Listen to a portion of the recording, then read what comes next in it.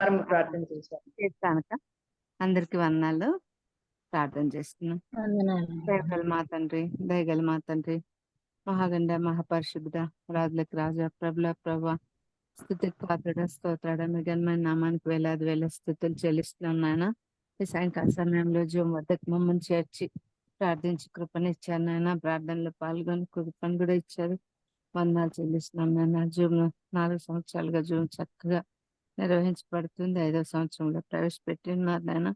ఈ జూన్ ద్వారా మరి చక్కగా పాటలు, మరి ఎన్నో సాక్ష్యాలు వినగలుగుతున్నాం, పాటలు నేర్చుకోగలుగుతున్నాం, వాక్యాలు కూడా ఎంత దూరం నుంచి కూడా అందరితో జాయిన్ అయ్యి వింటకు కృపనిస్తున్నారు నాయన. వందనాలు. జూమ్ కుటుంబాలందరినీ దీవించి ఆశీర్వదించండి. తేజకి నాన్నను, పాల్ కుటుంబం, జాన్ కుటుంబాన్ని దీవించి ఆశీర్వదించండి నాయన.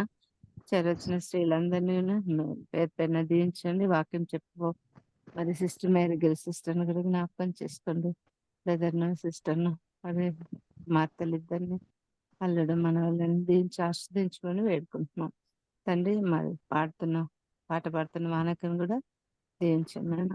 అలాగే మరి ఇది గ్రూప్ లో చేరొచ్చిన ఎవరికైనా అందరిలో కుటుంబాల్లో కూడా మీరు తోడుగా ఉండి నడిపించమని, ఎవరికైనా అవసరత అక్కర ఉంటే తీర్చమని, అందరికీ కూడా సంపూర్ణ ఆరోగ్యాలు ఇమ్మని, ఈరోజు మేము ఏం వాక్యమే నేర్చుకోబోతున్నామో అది మాకు నేర్పించమని, మరి కుడికకు మీరే ఆద్యంతంగా ఉండి ఏ ఇబ్బంది రాకుండా టెక్నికల్ గా కానీ మరి ఇతరత్ర ఇష్యూస్ ఏం రాకుండా మీరే కాచి కాపాడమని నడిపిస్తున్న అమృతక్క కూడా మంచి ఆరోగ్యం ఇమ్మని, అలాగే ఆయనకు కూడా మంచి ఆరోగ్యం ఇచ్చి కాపాడమని, చేరొచ్చిన అందరినీ అది మీ కృపగల దయగల హస్తాల్లో ఉంచుకొని కాపాడమని మీకే స్తుతులు స్తోత్రాలు వందనాలు చెల్లిస్తూ ఏసే పరిశుద్ధమైన ఘనమైన నామం బట్టి ప్రార్థించి అడిగి వేడుకుంటున్నాం తండ్రి. ఆమేన్. వందనాలుగా ప్రార్థన అందరికి చేసిన స్వర్ణ క్లెమెంట్ కి వందనాలు తెలుస్తున్నాము. మరి వందనాలుగా. ఈ మన దేవుని స్తుతిస్తూ వాణి ప్రభాకర్ పాట పాడతారు. అందరికి వందనాలండి. పాట పాడుకుని.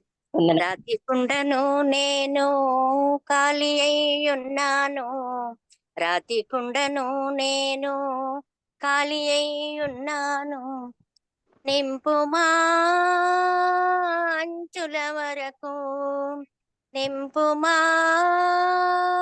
అంచుల వరకు, నీకింపుగా మార్చబడుటకు, నీకింపుగా మార్చబడుటకు, రాతి కుండను నేను ఖాళీ అయి ఉన్నాను, వెర్రి ద్రాక్షలు లోనికి చేరెను, అంతరంగము చేదుగా మారెను, వెర్రి ద్రాక్షలు లోనికి చేరెను, అంతరంగము చేదుగా మారెను, మాధుర్యం పొందుటకు తగిన పాత్రగా, మాధుర్యం పొందుటకు తగిన పాత్రగా, శుద్ధము చేయుమా నన్ను శుద్ధము చేయుమా, నింపుమా అంచుల వరకు,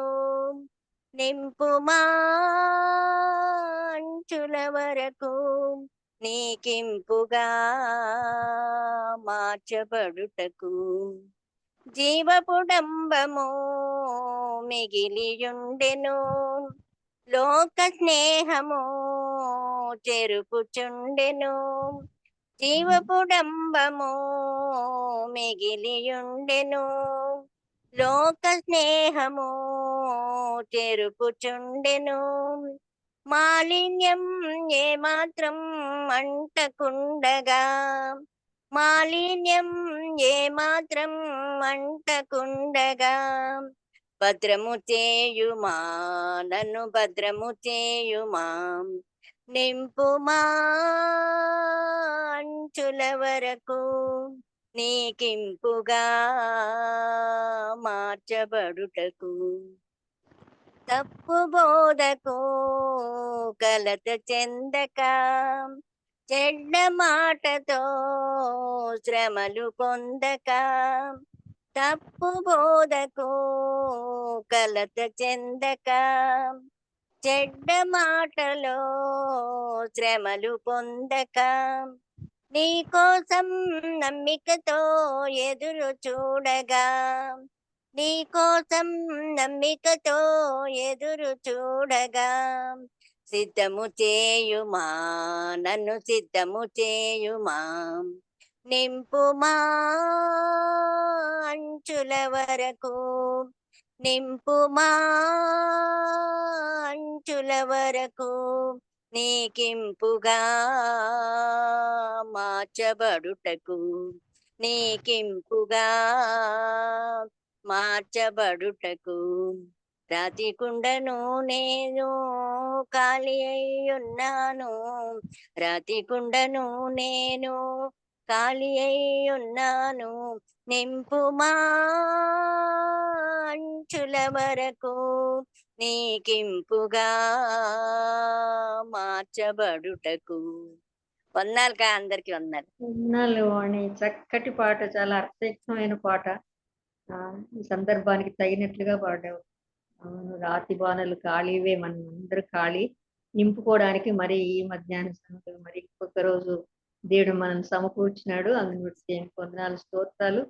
మరి అంచుల వరకు నింపుకోవాలని దేవుడు మరి కోరుకుంటున్నాడు. మనము మరి ఎంత మాత్రం నింపుకుంటున్నామో ప్రతిరోజు వింటున్నాం, ప్రతిరోజు నింపుకోవడమే ఉంది.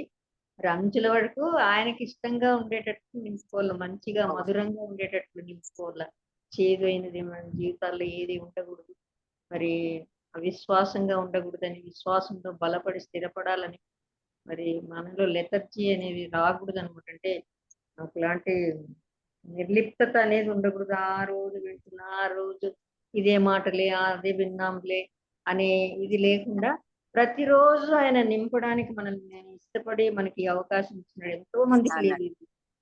మనకు దేవుడు అనుగ్రహించినాడు. మరి గత 4 సంవత్సరాలు దాటిపోయి 5వ సంవత్సరం కూడా దేవుడు ఇంకా మనల్ని కొనసాగిస్తున్నాడంటే ఆయన ఏర్పాట్లు లేకపోతే ఇది జరగదు.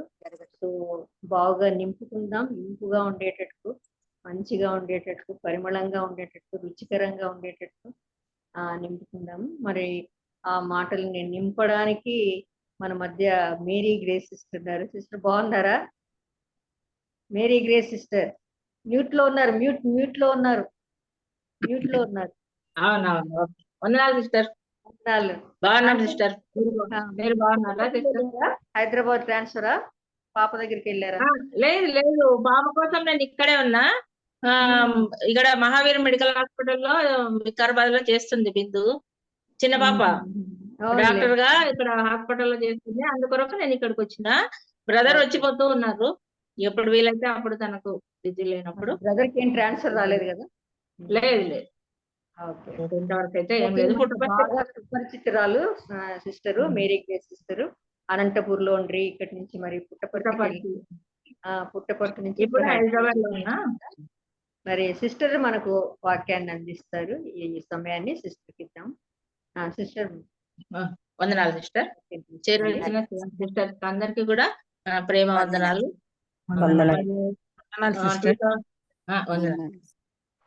వందనాలక్క. అన్నక వెళ్ళండి, దయచేసి అందరూ మ్యూట్ లోకి వెళ్ళండి. ఎవరు కూడా అన్మ్యూట్ చేసుకోవద్దండి, దయచేసి అన్మ్యూట్ చేసుకోవద్దండి. వాణి, నువ్వు కూడా మ్యూట్ లోకి వెళ్ళు. ఓకే, నేను కూడా వెళ్తాను. ఓకే సిస్టర్, అడిగినప్పుడే వందనాలు.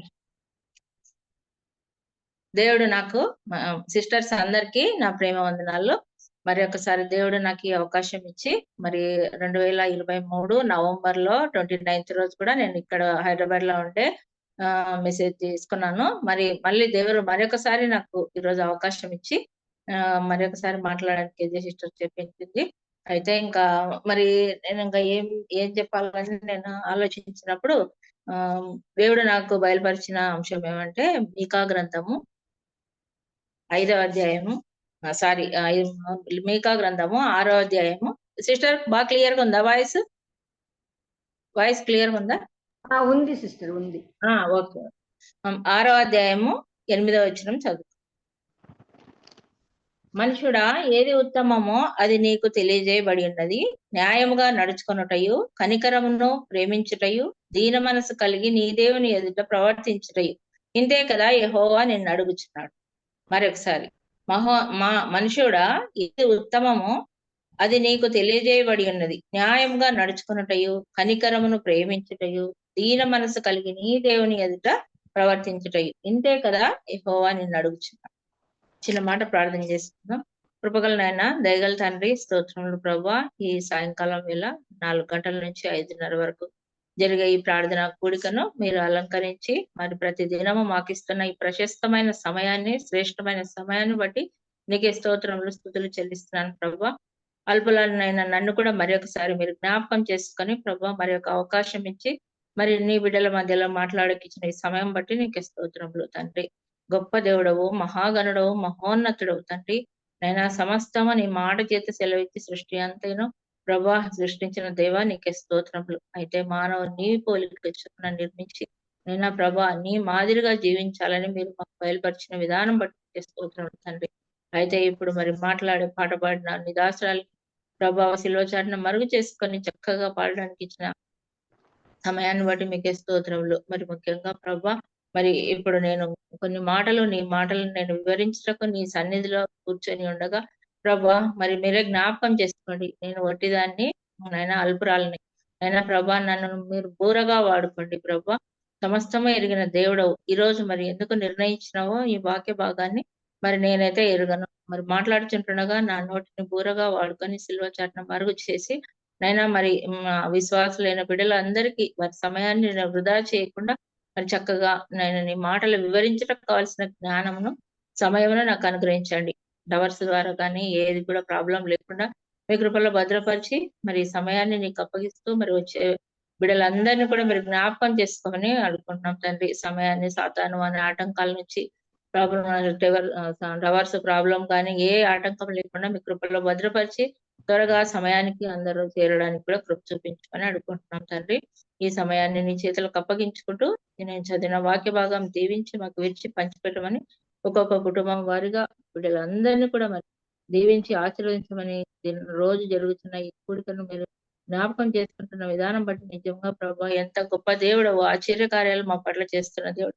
అల్పులైన మేము ప్రభా ఎండుల్లో ఖాళీగా కూర్చునకుండా మరి ప్రతి రోజు 4 గంటల నుంచి 5:30 గంటల వరకు 4-5 సంవత్సరాల వరకు ప్రభా 4 సంవత్సరాలు కంప్లీట్ చేసుకున్నట్టుకి ఈ కృప కొరకు నీకు స్తోత్రం చెల్లిస్తూ ఈ సమయాన్ని మీ చేతులకు అప్పగిస్తూ నన్ను కూడా మాట్లాడడానికి మీరే జ్ఞాపకం చేసుకోమని మా ప్రభును ప్రియ కుమారుడైన క్రీస్తు పేట వేడుకుంటున్నాను తండ్రి. ఆమేన్. క్లియర్ గా వాయిస్ వస్తే సరే, లేకపోతే ఇది వీడియో తీసేస్తాను. ఇక్కడ ఒకసారి టవర్స్ వైఫై రాదు. సరే, ఇప్పుడు మరి మనం చదువుకున్న వాక్య భాగాన్ని చెప్పడానికి ఏ యోగ్యత ఏ అర్హత లేని నన్ను కూడా దేవుడు ఈ రోజు నిలబెట్టినాడు. అయితే మరి దేవుని మాటలు ఇవి ఉచ్చరించడానికి మరి నేను అంతటి గొప్పదానేం కాదు. అయితే మీకా గ్రంథము 6వ అధ్యాయము 8వ వచనం మనం ఇప్పుడు చదువుకున్నాం కదా. మనుషుడా ఏది ఉత్తమమో అది నీకు తెలియజేయబడి ఉన్నది. న్యాయముగా నడుచుకున్నటయు కనికరమును ప్రేమించుటయు దీన మనసు కలిగి నీ దేవుని ఎదుట ప్రవర్తించుటయు ఇంతే కదా యెహోవా నిన్ను అడుగుచున్నాడు. అయితే మన దీనికంటే ముందుగా మీకా ప్రవక్త గురించి మనం ఒక్కసారి మీకా 1వ అధ్యాయము చూసుకుందాం. 1వ అధ్యాయము 1వ అధ్యాయం 1వ వచనం నుంచి నేను చదువుతున్నా కొన్ని వచనాలు. యోతాము, ఆహాజు, హిజ్కియాను యూదా రాజుల దినములలో షోమ్రోనును గూర్చియు యెరూషలేమును గూర్చియు దర్శన రీతిగా మొరస్తీయుడైన మీకాకు ప్రత్యక్షమైన యెహోవా వాక్కు. ఇక్కడ మనం ఏం చూస్తున్నాం, మనకంతా తెలిసిన వాక్య భాగాలే కదా. అయితే మరి హిజ్కియా కాలంలో మరి ఇర్మియా గ్రంథము 26:18 కూడా రాయబడింది. మరి హిజ్కియా కాలంలో అక్కడ కూడా మీకా గురించి 18వ వచనంలో చూసినప్పుడు అయితే ఇక్కడ షోమ్రోను గురించి యెరూషలేమును గురించి రాయబడిన దర్శన రీతిగా యెహోవా వాక్కు. ఇది ఎవరికి? మీకా ప్రవక్త గారికి. అయితే మరి ఎందుకు ఏమి రాయాలని మరి ప్రవక్తగా మరి మీకా ద్వారా రాయించినాడు ప్రభు అంటే, మరి ఇక్కడ 5వ వచనం మనం చూసుకున్నప్పుడు యాకోబు సంతతి చేసిన తిరుగుబాటును బట్టియు ఇశ్రాయేలు సంతతి వారి పాపమును బట్టియు ఇదంతయే సంభవించు. యాకోబు సంతతి వారు తిరుగుబాటు చేయటకు మూలమేది? అది షోమ్రోనే కదా. యూదా వారి ఉన్నత స్థలంలో ఎక్కడివి యెరూషలేములోనివే కావా కదా. ఇక్కడ చూసినప్పుడు 1వ వచనంలో దేని గురించి, షోమ్రోను గురించి, యెరూషలేము గురించి దర్శన రీతిగా మరి మీకా గారు రాస్తున్నారు. అయితే ఇక్కడ యాకోబు సంతతి తిరుగుబాటు, మానవుడు ఫస్ట్ నుంచి కూడా తిరుగుబాటు, లోబడని స్వభావము, లోబడని మనిషిగా మనం చూస్తున్నాం. అయితే మరి ఆదాము అవ్వ అప్పటి నుంచి కూడా ఆజ్ఞాతి క్రమం చేసి మరి పాపం చేత అపరాధం చేత చచ్చిన మనలను ఈ రోజు మన ప్రభువు మరలా మనల్ని వదిలిపెట్టకుండా మనల్ని తన బిడ్డలుగా ఉండాలని ఎంతో ఇష్టపడుతున్నాడు. ఇది మనుషుడా, ఇక్కడ అదే మరి రాయించింది, తిరుగుబాటు చేసిన స్వభావం గల మనలను, పాపం చేత పట్టబడిన మనలను, పాపములను బట్టి ఇదంతా సంభవించిందని మరి ఇక్కడ షోమ్రోను గురించి, యెరూషలేమును గురించి మీకా గారు మీకా రాసిన మాటలు కదా. అయితే ఇక్కడ మనము ఏం పాపం అంటే ప్రస్తుతము మానవుని స్వభావం కూడా ఎలా ఉందంటే, ఇక్కడ మనం చూసుకున్నప్పుడు యాకోబు సంతతి తిరుగుబాటు, ఇజ్రాయెల్ సంతతి వారి పాపమును బట్టి. అయితే ప్రస్తుతం మనము నీతిమంతులంగా ఉన్నామా, దేవుని బిడ్డలుగా, దేవుని సొత్తుగా, రాజులైన యాజక సమూహంగా అని మనం చదువుకుంటున్నాం. దేవుని బిడ్డలుగా ఉన్నాం, విశ్వాసులైన మనకు ఇవన్నీ కూడా హెచ్చరికలుగా ఉంటుంది. అయితే 2వ అధ్యాయం చూసుకున్నప్పుడు మనము మీకా గ్రంథము 2వ అధ్యాయం 1వ వచనం 2వ వచనం చదువు. ఏమి పాపం అంటే ప్రస్తుతం కూడా ప్రపంచంలో ఇప్పుడు జరుగుతున్న పరిస్థితులు కూడా ఎంతో దుర్మార్గము, అన్యాయం ఉంది కదా. మంచముల మీద పరుండి మోసపు క్రియలు యోచించుచు దుష్కార్యములు చేయి వారికి శ్రమ, అలాగూ చేయట వారి స్వాధీనంలో ఉన్నది కనుక వారు ప్రొద్దు పొడవగానే చేయరు. వారు భూములు ఏంటి ఆ దుష్కార్యములు, ఏమి ఆ శ్రమ అని మనం చూసుకున్నప్పుడు, భూములు ఆశించి పట్టుకొందురు, ఇంట్లో ఆశించి ఆక్రమించుకొందురు, ఒక మనిషిని, వాని కుటుంబమును, ఇంటి వాణిని, స్వాస్థ్యమును అన్యాయంగా ఆక్రమించు కదా. ఇప్పుడు కూడా ఇవన్నీ జరుగుతున్నాయి కదా, మనం చూస్తున్నాం కూడా. భూములు డబల్ రిజిస్ట్రేషన్లు అంటారు, మరి ఇండ్లు ఆశిస్తున్నారు, అక్రమంగా సంపాదించుకుంటున్నారు, అన్నదమ్ముల మధ్య, సొంత సహోదరుల మధ్య, తల్లి పిల్లల మధ్యలో, ఇవన్నీ కూడా దేవుడు రాబో కాలంలో కూడా ఈ విధంగా ఉంటుందని రాయించినట్టుగా మనం గమనిస్తున్నాం. అయితే మంచముల మీద పరుండి కూడా మానవుని జీవితం ఇప్పుడు నిద్ర రాదు, టెన్షన్. ఎందుకు అంటే ఎప్పుడు ఏది ఎక్కడ ఆక్రమించాలా, ఏం సంపాదించాలా అని ఇవే ఆలోచనలు, మోసపు క్రియలు. ఎక్కడ మనం మోసం చేస్తే దాన్ని సంపాదించవచ్చు. మరి దేవుని బిడ్డలు కాదనుకోండి, దేవుని బిడ్డలు విశ్వాసులు కాదు, కానీ లోకం పరిస్థితి ఇది. అందుకొరకు మానవుని స్వభావం ఇది అని ఇక్కడ మనం చూసుకుంటున్నాం. అయితే ఇంతటి ఈ భయంకరమైన ఈ పరిస్థితిని దేవుడు మన కొరకు రాయించినట్లుగా మనం జ్ఞాపకం చేసుకుంటే, మరి మన పాపము, మన తిరుగుబాటు కొరకు మరి ఇవన్నీ చూస్తున్నాం. అయితే మీకా గారు ఏం చేసినారంట, ఇవన్నీ అందరికి తెలియజేయి, ఈ పరిస్థితి నుంచి వాళ్ళని కాపాడు అని రాయించినప్పుడు, ఇక్కడ 8వ వచనంలో మనం చూస్తే తను ఎంత ప్రలాపించినట్టుగా చూస్తున్నాం. దీన్ని 8వ వచనం, 1వ అధ్యాయం 8వ వచనము, దీన్ని చూచి నేను కేకలు వేయిచు ప్రలాపించుచున్నాను, ఏమీ లేకుండా దిగంబరినై నక్కలు అరుచుచున్నాను, నిప్పుకోడి మూలుగునట్లుగా మూలుగుచున్నాను. ఎంత వేదన చెందుతున్నాడు కదా మీకా ప్రవక్త గారు. ఇక్కడ మనం చూసినప్పుడు కేకలు వేయచ్చు మన ఒక క్విజ్ లో కూడా దీంట్లో ఇది ఒక క్వశ్చన్ బిట్ అడిగినారు. మూలుగునట్టు, నిప్పుకోడి మూలుగునట్టుగా మూలుగుచున్నాడు. కొంతమంది చెప్పలేకపోయినారు, మనం ఈజీ అయితే చెప్తాము, కొంచెం కాకి, పావురం ఇవన్నీ తొందరగా. అయితే ఇక్కడ చూసినప్పుడు మీకా గ్రంథంలో 1వ అధ్యాయం 8వ వచనంలో మీకా ప్రవక్త ప్రలాపించినాడంట. ఏమీ లేకుండా దిగంబరినై నక్కలు అరిచినాడంట. అంత వేదన చెందించున్నాడు. నిప్పుకోడి అంటే అది మూలుగుతుందంట బాగా. నెట్లో చూస్తే మూలుగులు, అది ఎవరికి వినిపించేదో మనమైతే చూడలేదు, కొంతమంది చూస్తుండొచ్చేమో, కానీ దాని మూలుగు ఎంతో లోపల నుంచి భారంగా ఉంటుందంట. అట్లా మరి నిప్పుకోడి లాగా మూలిగినట్లుగా మరి మీకా ప్రవక్తగా చూస్తున్నాం. అయితే ఇవన్నీ మానవుని తిరుగుబాటు, పాపం కొరకు హెచ్చరికగా ఉన్నది. ఇప్పుడు మనము మీకా గురించి చదువుకున్నాము. ఎందుకు అనంటే తిరుగుబాటు స్వభావం, పాపం చేత ఉన్నందుకు దేవుడు మరి మనుషుల కొరకు ఇవన్నీ రాయించాడు. మానవుని స్వభావము పరుకున్నా లేచినా ఎప్పుడు మానవుని తలంపులు ఈ విధంగా ఉంటాయని మనం చూసుకున్నాం కదా. అయితే ఇక్కడ ఇప్పుడు నేను చదివిన వాక్య భాగాన్ని చూస్తే మన మూలవాక్యం, మనుషుడా ఏది ఉత్తమమో అది నీకు తెలియజేయబడి ఉన్నది. న్యాయముగా నడుచుకొనుటయు, కనికరమును ప్రేమించుటయు, దీన మనసు కలిగి నీ దేవుని ఎదుట ప్రవర్తించుటయు. ఇంతే కదా యెహోవా నిన్ను అడుగుచున్నాడు. ఇప్పుడు మనం ఇది ఒక్క వచనాన్ని ధ్యానిద్దాం. ఇది ఒక్క వచనాన్ని మనం చూసుకున్నప్పుడు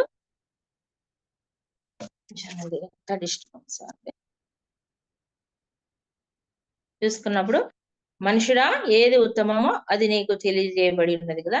అది ఏమంటే ఉత్తమము, న్యాయము, కనికరము, దీన మనసు. ఈ 4 మాటలు చూడాలని నేను ఆశ కలిగి ఉంటున్నాను. మరి ఇప్పుడు మీకా గ్రంథంలో మనం జ్ఞాపకం చేసుకున్నట్టుగా ఉత్తమమైనది ఏంటిది అని మనం చూసుకుంటే, కీర్తనలు 34వ అధ్యాయము 8వ వచనం మనం ఒకసారి కీర్తనలు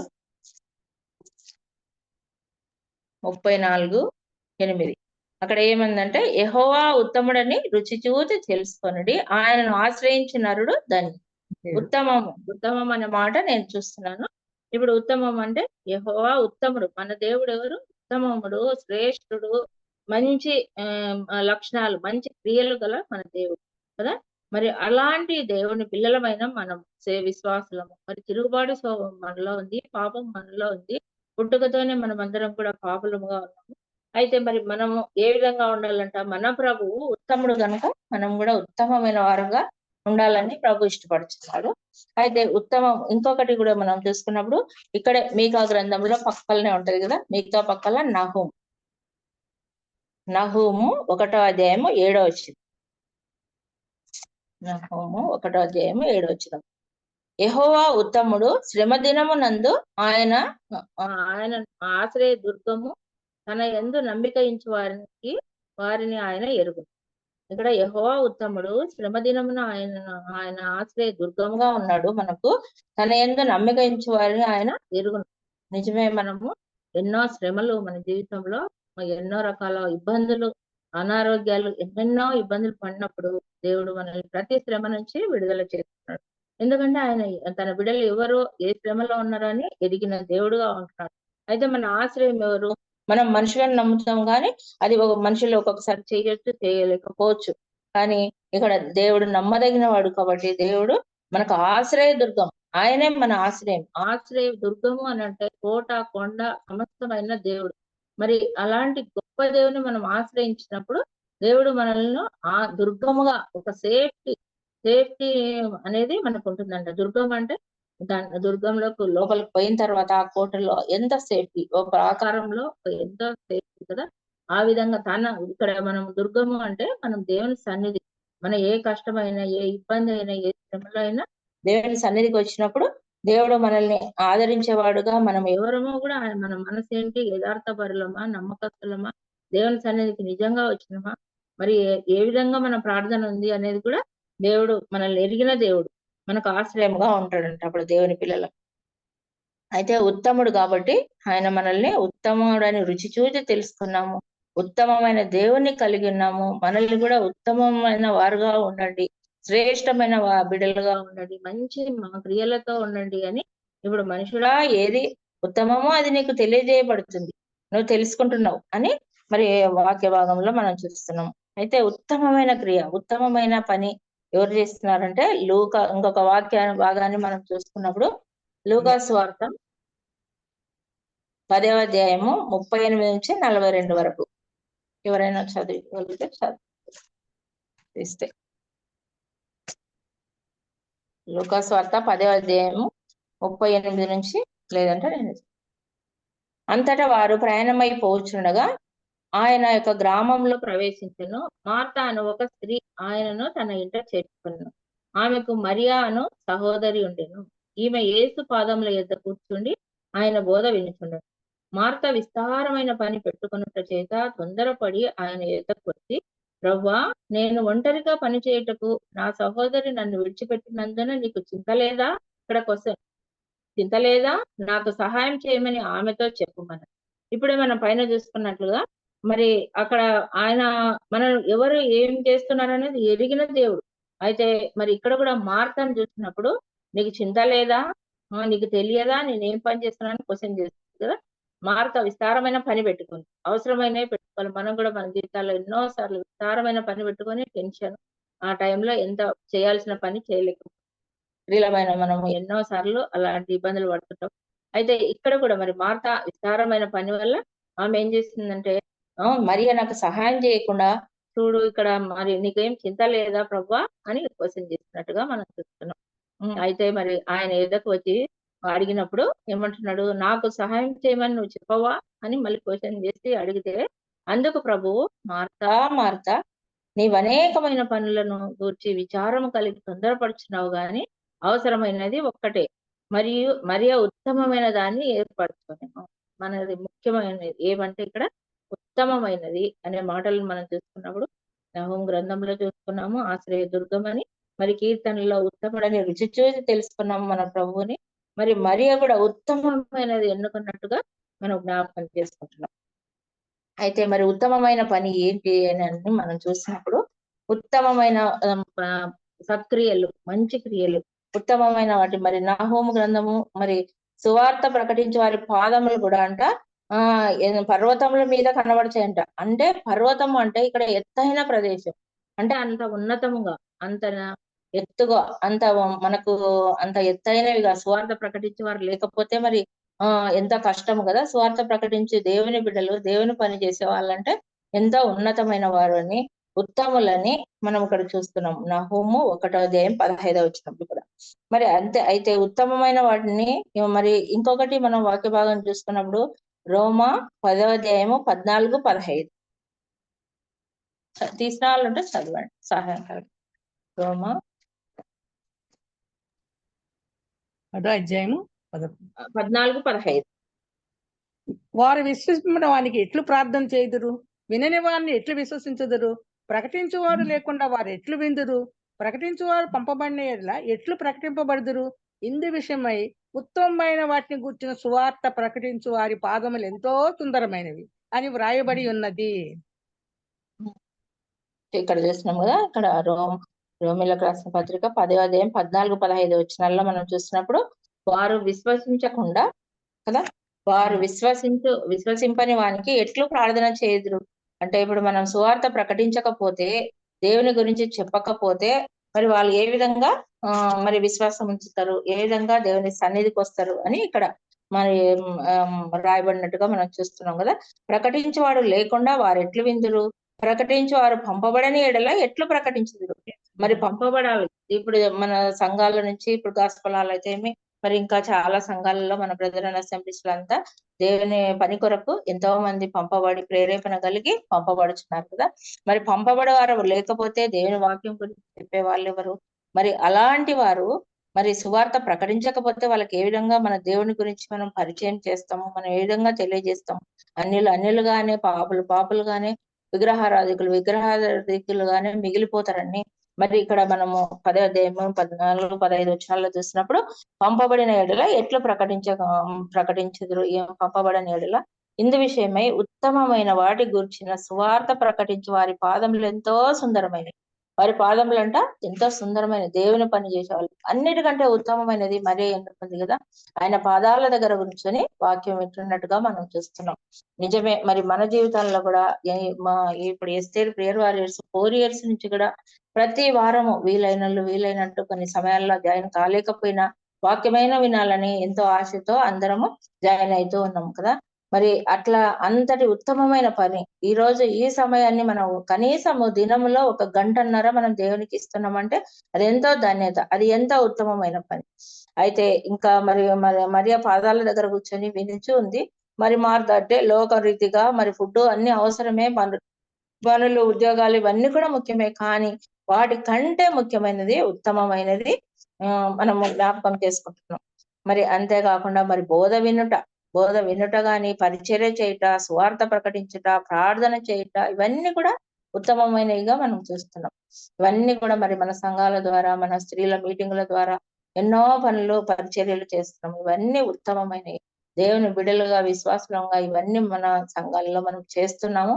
చేయకపోయినా మనం అలవాటు చేసుకున్నాం. అయితే ఉత్తమము అనే మాటను నేను చూసినప్పుడు, మనుషుడా ఏది ఉత్తమమో అది నీకు తెలియజేయమన్నది. ఇంకొకటి మంచి చెడులు. రెండు తెలియజేయబడినాయి కదా.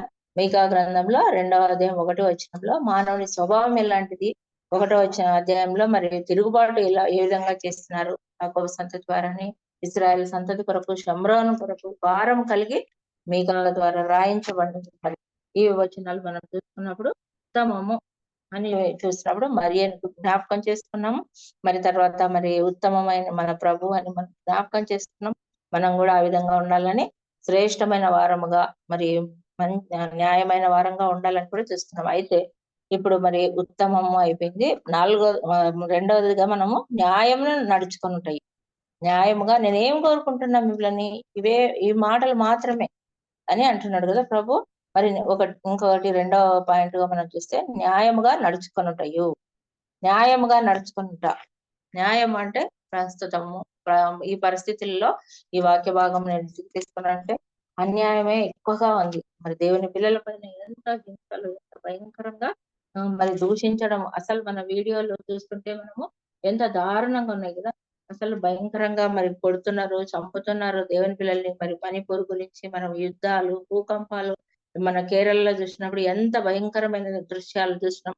అసలు ఎప్పుడు ఏం జరుగుతుందో తెలియని పరిస్థితిలో ఉన్న మానవునికి మాత్రం ఏమాత్రము భయం లేదు, ఏది లేదు కదా. మరి న్యాయంగా నడుచుకుందాం అనుకోకుండా అన్యాయానికి పాల్పడుతున్నారు, దేవుని బిడ్డల్ని దూషిస్తున్నారు, మరి చంపుతున్నారు, బైబిల్ కాల్ చేస్తున్నారు. ఇవన్నీ మనం చూస్తున్నాం ఈ ప్రస్తుత పరిస్థితుల్లో. మరి అయితే తన న్యాయముగా నడుచుకున్నట్టయ్యో అంటే మనం ఎందుకు న్యాయంగా నడుచుకోవాలా అని అంటే, మనము విశ్వాసులమైన మనము మరి ఒకసారి ఈ వాక్య భాగాల ద్వారా హెచ్చరిక పొందుతున్నాం. కీర్తనలు 50వ అధ్యాయం 6వ వచనం. దేవుడు తానే న్యాయకర్త ఎన్నాడు కదా. దేవుడు 50వ అధ్యాయం అన్ని చదవాల్సిన పని లేదు, సమయం సరిపోదు కాబట్టి.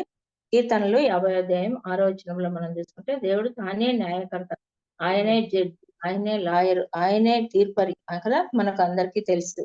అయితే మరి ఇవన్నీ మంచి చెడు అన్ని మీకు ఉత్తమమైనది ఏంది, మరి న్యాయమైనది ఏందో మీరు నడుచుకోండి అని నేను అడుగుతున్నాను. ఇంతే కదా నేను అడుగుతున్నది.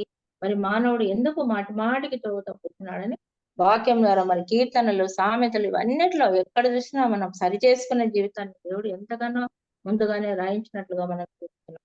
మరి అంతేకాకుండా మరి మానవ జీవితం ఎలాంటిదంటే ప్రతి క్రియకు మనకు దేవుడు ఫలితం ఇస్తాడు కదా. ఎప్పుడు ఏది విత్తదుమో అది కోయదు.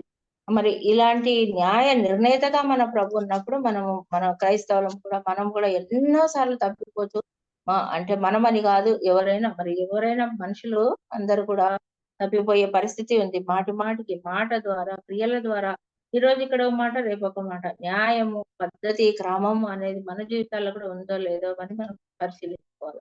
అయితే ప్రసంగి 11వ అధ్యాయం 9వ వచనం చూస్తే మరి ఇక్కడ ఏముందంటే, అయితే వీటన్నిటిని బట్టి దేవుడు నిన్ను తీర్పులోనికి తెచ్చునని జ్ఞాపకం ఉంచుతాం.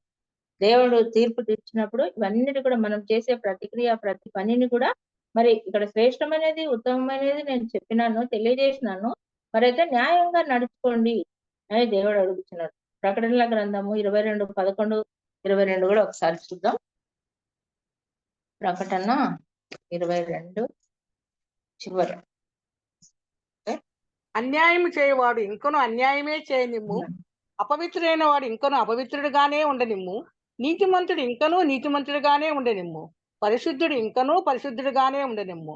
ఇదిగో త్వరగా వచ్చుచున్నాను, వాని క్రియ చొప్పున ప్రతి వానికి ఇచ్చుటకు నేను సిద్ధపరిచిన జీతం నా యొద్ద ఉన్నది. చాలా చాలుక అన్యాయం చేయవాడు, అన్యాయం అంటే దేవుడు మనకు తెలియజేసినాడు. అయితే వాటిలో దేవుడు తీర్పరిగా, జడ్జిగా, న్యాయాధిపతిగా వచ్చినప్పుడు న్యాయ నిర్ణేతగా మనకున్నాడు కాబట్టి అన్యాయం చేయవాడు ఇంకనూ అన్యాయం చేయను. న్యాయం అనే మాట చూసుకుంటున్నాం మనము. అపవిత్రుడైన వాడు ఇంకనూ అపవిత్రుడు. నిజమే కదా. ఇప్పుడు మరి ఎంత చెప్పినా దేవుని మాటలు చెప్తే నిర్లక్ష్యం. మరి ఇంట్లో మన కుటుంబాల్లో అయితే మరి ఒకరు నమ్ముకుంటే ఒకరు నమ్ముకోరు. చర్చికి కూడా మరి ఒకరు వస్తే ఒకరు రారు, భార్య వస్తే భర్త రారు, భర్త వస్తే భార్య రారు. మన సంఘాల్లో, మన కుటుంబాల్లో, లేదంటే పిల్లలు నమ్ముకుని ఉండరు, పిల్లల లోకంలో ఉంటారు. ఎన్నెన్నో శోధనలు, ఎన్నెన్నో పరిస్థితులు కూడా మనం వెళ్తున్నాం. కన్నీటితో ప్రార్థన చేసే తల్లులు ఉన్నారు, తండ్రులు ఉన్నారు. ఎంతో వేదన, కొడుకుల కోసం, కూతుర్ల కోసం, బిడ్డల కోసం ఎంతో భారం కలిగి ప్రార్థించే స్త్రీలు కూడా లేకపోలేదు. ఎన్నో కుటుంబాలు అలాంటి ఎన్నో పరిస్థితులు కూడా మనం వెళ్తున్నాం. అయితే దేవుడు ఏమంటున్నాడంటే, మరి లోకం భయంకరంగా ఉంది. ఈ పరిస్థితిలో దేవుని రాకడ సమీపంలో ఉంది. మరి ఈ సమీపంలో ఉన్నప్పుడు మానవుని జీవితం ఎంతో జాగ్రత్తగా ఉండాలి. కాబట్టి అన్యాయం చేయువాడు ఇంకనూ అన్యాయమే చేయనిమ్ము, అపవిత్రుడైన వాడు అంటే దేవుని ఉగ్రత ఆ సమయము దగ్గరకు వచ్చింది. ఎన్నో సూచనలు మనకు కనిపిస్తున్నాయని మన పెద్దలు సేవకులు అందరూ కూడా మనల్ని హెచ్చరిస్తున్నారు. చాలా సమీపంగా ఉంది, దగ్గరకు వచ్చేసింది. మరి ఇప్పుడు పార్లమెంటు పరిపాలన జరుగుతుంది. బబులోను సామ్రాజ్యం, ఇవన్నీ రోమా సామ్రాజ్యం ఇవన్నీ అయిపోయినాయి. మరి నిన్న వాక్యంలో కూడా గచ్చిబౌలి స్థానిక సంఘంలో ఒక ఫిగర్ ఇచ్చి దానియేలు గ్రంథంని తీసుకొని ఆ ఫిగర్ ని చూపించి దాంట్లో ఇవన్నీ అయిపోయినాయి, చివరికి పాదాల దగ్గర మట్టితో మిళితమైన పాదాల దగ్గర మనం ఉన్నాము. అది రోమా సామ్రాజ్యము. అది అయిపోయిన తర్వాత నెక్స్ట్ పార్లమెంట్ పరిపాలన ఇప్పుడు మనకు నడుస్తుంది. అది అయిపోయిన తర్వాత మన ప్రభు రాజ్యం మాత్రమే రెండవ రాకడ సమీపంలో ఉంది. భయంకరమైన పరిస్థితులు ఉన్నాయి, యుద్ధాలు, దేశం మీదకి దేశం, రాజ్యాల మీదకి రాజ్యాలు ఇవన్నీ నెరవేర్చున్నాయని నిన్న వాక్యం విన్నప్పుడు ఎంతో భయం వేస్తుంది. ఎన్నో వచనాలు చూపించినారు. అట్లా ఈ పరిస్థితి, ఈ ప్రకటనలో అన్యాయం చేయవాడు ఇంకానూ అన్యాయం చేయను అంటే సమీపం అయిపోయింది. ఈ సమీపమైన సమయంలో మనము విశ్వాసులమైన మనం ఎంతో జాగ్రత్తగా ఉండాలని వాక్యం ద్వారా హెచ్చరిక పొందుతున్నాం. అయితే మానవుని హృదయం ఫస్ట్ నుంచి కూడా ఏముంది, యెహెజ్కేలు గ్రంథంలో మనం చూస్తాం కదా 36:26లో మానవుని హృదయం ఘోరమైన వ్యాధి కలది కదా, ఘోరమైన వ్యాధి కలది. మరి దాన్ని అంత ఘోరమైన పాపులనైనా క్షమించడానికి సిద్ధంగా ఉన్న మన ప్రభువును మనము జ్ఞాపకం చేసుకుంటే, మన కొరకు సిలువలో మరణమౌనంతగా ప్రేమించినాడు, శాశ్వతమైన ప్రేమతో మనల్ని ప్రేమిస్తున్నాడు. అంతటి గొప్ప ప్రభువుని కూడా మనము నిర్లక్ష్య పెడుతూ మరి ఇంకా న్యాయముగా అనుసరించక మరి ప్రభు రాయించిన తన బిడల ప్రవక్తల ద్వారా రాయించిన మాటల్ని మనం నిర్లక్ష్యం చేసి అలక్ష్యం చేసినప్పుడు దేవుని ఉగ్రతకు మనం పాత్రులమని మరి ప్రకటన గ్రంథంలో చూస్తున్నాం కదా. అయితే మరి అట్లాంటి స్వభావాలను కూడా నూతన స్వభావం ఇస్తా, నూతన మనసు ఇస్తా, మీకు మీ నూతన మనసు ఇచ్చి మీ నూతన స్వభావం ఇచ్చి రాతి గుండెలను కూడా మారుస్తా అని మరి దేవుడు ఎన్నో సార్లు మనల్ని హెచ్చరించినప్పుడు కూడా మనము ఇంకా ఇంకా ఇంకా లోబడిన వారముగా, ఆజ్ఞాతి క్రమం చేసే వారముగా, మన మాటలు వినని దేవుని మాటలు లక్ష్య పెట్టని వారంగా ఉన్నామేమో. మరి మనల్ని మనమే జ్ఞాపకం చేసుకుందాం, పరిశీలించుకుందాం. ఎవరు మనకు జడ్జి కాదు, దేవుడికి మనకు మాత్రమే మనము పరిశీలించుకునే వారంగా ఉన్నాం. అయితే ఇక్కడ ఒక విధవరాలు న్యాయం అనే అంశాన్ని మనం చూస్తున్నాం ఇప్పుడు. అయితే ఒక విధవరాలు న్యాయం కోసం వచ్చింది. ఎవరు ఆ విధవరాలు అంటే లూకాసు వార్త 18 లూకాసు వార్త 18వ అధ్యాయము 18:3 ఒకటి నుంచి నిత్యము ప్రార్థన చేయుచుండవలనందుకు ఆయన వార్త ఈ ఉపమానం చెప్పాను. దేవునికి భయపడకయు మనుషులను లక్ష్య పెట్టకయు. లూకాసు వార్త 18వ అధ్యాయము ఇది విధవరాలు న్యాయం కోసం వచ్చింది. ఇక్కడ ఈ విధవరాలు ఒకటి నుంచి చదివితే మనకు అంత క్లియర్ గా అర్థమైతే అయినా తెలుసు అందరికి. వారు విసుగక నిత్యం ప్రార్థన చేయుచుండవలనంటకు ఆయన ఇవన్నీ అవసరం లేదు. ఇక్కడ ఒక న్యాయాధిపతి ఉన్నాడు. న్యాయాధిపతి ఒక పట్టణంలో ఉండేను. 2వ వచనం చివరి నుంచి చదువుతున్నా. ఒక న్యాయాధిపతి ఒక పట్టణంలో ఉండేను. ఆ పట్టణంలో ఒక విధవరాలు ఉండేను. ఇక్కడ న్యాయాధిపతి ఉన్నాడు, విధవరాలు ఉంది. మరి అయితే ఆ పట్టణంలో ఒక విధవరాలు ఉండేను. ఆమె అతని యొద్దకు తరచుగా వచ్చి నా ప్రతివాదికి నాకు న్యాయం తీర్చమని అడుగుతూ వచ్చింది. కానీ అతడు కొంతకాలం ఒప్పకపోయాడు. తర్వాత అతడు నేను దేవునికి భయపడకయు మనుషులను లక్ష్య పెట్టకయు నిన్నను ఈ విధవరాలు నన్ను తొందరపడుచున్నది కనుక ఆమె మాటికి వచ్చి గోజాడినట్లు ఆమెకు న్యాయం గోజాడకుండునట్లు ఆమెకు న్యాయం తీర్తునని తనలో తాను అనుకున్నాను. ఇక్కడ న్యాయాధిపతిని తర్వాత ఒక విధవరాలు న్యాయం కోసం వచ్చినట్టుగా మనం జ్ఞాపకం చేస్తున్నాం. మరి మన ప్రభువు న్యాయకర్త, తీర్పరి. మరి మనం కూడా న్యాయంగా నడుచుకోవాలని, మనం న్యాయంగా ఎందుకు నడుచుకోవాలనేది కూడా మనం చూసుకున్నాం. అయితే ఇక్కడ ఒక విధవరాలు కూడా న్యాయం కోసం వచ్చినట్టుగా మనం గమనిస్తున్నాం. ఆ విధవరాలకి యజమాని న్యాయాధిపతి ఈ పట్టణంలో ఉన్నాడు. ఆ పట్టణంలో న్యాయాధిపతి దగ్గరికి వచ్చినప్పుడు విధవరాలకి మాటికి వస్తుంది, ఈమె ఎందుకు ఇంకా న్యాయం తీర్చాలని తనలో తాను అనుకున్నాడంట. అంటే అంత కఠినమైన ఎన్నిసార్లు అడిగినా కూడా లక్ష్య పెట్టని న్యాయాధిపతి మనసును కూడా మార్చిన దేవుడుగా మనం చూస్తున్నాం. మనుషుల మనసును మార్చే దేవుడు, పరిస్థితులను మార్చే దేవుడు, అన్ని విషయాల్లో దేవుడు దేవుని దగ్గరకు వచ్చిన వారిని, దేవుని ఆశ్రయించిన బిడ్డలను ఆయన విడిచిపెట్టే దేవుడు కాదు. ఇక్కడ మరి ఈ స్త్రీ కూడా గోజాడుతుంది, అడుక్కుంది ఎన్నోసార్లు, కానీ తన మనసులో అనుకున్నాడంట, మాటి మాటికి వచ్చి నేను ఎవరిని లెక్క చేయలేదు, దేవుని లెక్క చేయలేదు, మనుషులను లెక్క చేయలేదు, అయినా కూడా ఈ విధవరాలు నన్ను మాటి మాటికి అడుగుతుంది కాబట్టి న్యాయం తీరుతుందని అనుకున్నాడు. ఇక్కడ న్యాయం కోసము వచ్చింది ఒక విధవరాలు. మనం కూడా మన ప్రభు సన్నిధితో న్యాయం కొరకు మనం చేసిన ప్రతి పనిలో తీర్పు చెప్పేటప్పుడు, దేవుడు రాకలో వచ్చినప్పుడు, మనము తీర్పులో ఉన్నప్పుడు మన న్యాయంగా మనం ప్రవర్తించినామా లేదా అని మనల్ని పరిశీలించి మనం చేసిన ప్రతి పనికి ఫలితం ఇచ్చే దేవుడుగా మనకున్నాడు. మరి లూకాసు వార్త 18వ అధ్యాయం 5వ వచనంలో ఆమె మాటి మాటికి వచ్చింది కదా, మాటి మాటికి వచ్చి గోజాడింది. అలాంటి ప్రార్థన మనకు ఉండాలి. గోజాడే ప్రార్థన, అడుక్కోవడం, ప్రభువా నేను ఈ రోజు ఈ విషయంలో తప్పిపోయినాను, మరి మాటి మాటికి తప్పిపోతున్నాను, అలాంటి పరిస్థితి లేకుండా సాతాను అనే ఆటంకాల నుంచి నన్ను దూరపరచని మనం దేవుని సన్నిధిలో ఎక్కువగా గోజాడి ప్రారంగా ఉన్నామని మనం చూస్తున్నాం. అయితే ఇంకా ఇద్దరు స్త్రీలు ఉన్నారు, వాళ్ళని కూడా మనం జ్ఞాపకం చేస్తున్నాం, న్యాయం కొరకు వచ్చిన వారిని. మరి 1వ రాజులు 3వ అధ్యాయం, రాజుల గ్రంథం 1వ రాజుల గ్రంథం 3వ అధ్యాయము 16 నుంచి 28 వరకు తీసిన వాళ్ళు ఉంటే చదవండి. న్యాయం కొరకు వచ్చిన ఇద్దరు స్త్రీలను కూడా మనం ఇక్కడ చూస్తాం. తర్వాత వేశ్యలైన ఇద్దరు స్త్రీలు రాజునొద్దకు వచ్చి అతని ముందర నిలిచిరి. వారిలో ఒకత ఇట్లు మనవి చేసెను, నా ఏలినవాడా చిత్తగించుము, నేనును ఈ స్త్రీను ఒక ఇంటిలో నివసించుచున్నాము, దానితో కూడా ఇంటిలో ఉండి నేను ఒక పిల్లని కంటిని. ఎంతవరకు నేను కనిన 28 వరకు. 3వ దినమున ఇదియో పిల్లను కనెను. మేమిద్దరము కూడా ఉన్నాము, మేమిద్దరము తప్ప ఇంటిలో మరి ఎవరినూ లేరు. అయితే రాత్రి యందు ఇది పడకలో తన పిల్ల మీద పడగా అది చచ్చెను. కాబట్టి మధ్యరాత్రి ఇది లేచి, నీ దాసునైనా నేను నిద్రించుచుండగా వచ్చి నా ప్రక్కలో నుండి నా బిడ్డను తీసుకొని తన కౌగిటిలో పెట్టుకొని చచ్చిన తన పిల్లను నా కౌగిటిలో ఉంచును. ఉదయం నేను లేచి నా పిల్లకు పాలియ చూడగా అది చచ్చినదాయను. తర్వాత ఉదయం నేను పిల్లను నిదానించి చూచినప్పుడు వాడు నా కడుపున పుట్టినవాడు కాడని నేను తెలుసుకుంటుని. అంతలో రెండవ స్త్రీ, అది కాదు, బ్రతికి ఉన్నది నా బిడ్డ, చచ్చినది దాని బిడ్డ అని చెప్పగా ఆమె, కాదు, చచ్చినదే నీ బిడ్డ, బ్రతికి ఉన్నది నా బిడ్డ నేను. ఈ ప్రకారంగా వారు రాజు సముఖమున మనవి చేయగా రాజు, బ్రతికి ఉన్నది నా బిడ్డ, చచ్చినది నీ బిడ్డ అని ఒకటియు, రెండవది అలాగూ కాదు, చచ్చినది నీ బిడ్డ, బ్రతికి ఉన్నది నా బిడ్డ అని చెప్తున్నది కనుక కత్తి తెమ్మని ఆజ్ఞ ఇచ్చెను. వారు ఒక కత్తి రాజసన్నిధికి తేగా రాజు 2 భాగములుగా బ్రతికియుండు బిడ్డను చేసి సగం దీనికిని సగం దానికిని చెరి సగం ఇయ్యవలసినదిగా ఆజ్ఞ ఇచ్చెను. అంతటా బ్రతికియున్న బిడ్డ యొక్క తల్లి ఈ బిడ్డ విషయం తన బిడ్డ విషయమై పేగులు తరువుకొని పోయినదై రాజునొద్ద, నా ఏలినవాడ, బిడ్డను ఎంత మాత్రము చంపక దానికే ఇప్పించమని మనవి చేయగా ఆ రెండవ స్త్రీ, 28 ఓకే. అంతటా ఇశ్రాయేలీలందరూ రాజు తీర్చిన తీర్పును గూర్చి విని న్యాయము విచారించుటయందు రాజు దైవ జ్ఞానము నొందిన వాడని గ్రహించి అతనికి భయపడి.